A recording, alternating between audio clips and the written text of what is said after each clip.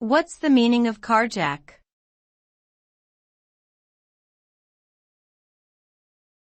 Carjack.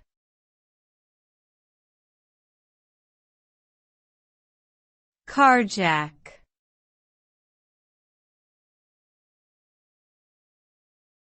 Carjack.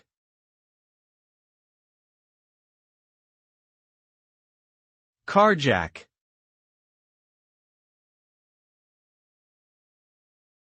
Carjack refers to the act of stealing a vehicle by using force or threat of violence against the driver or passengers.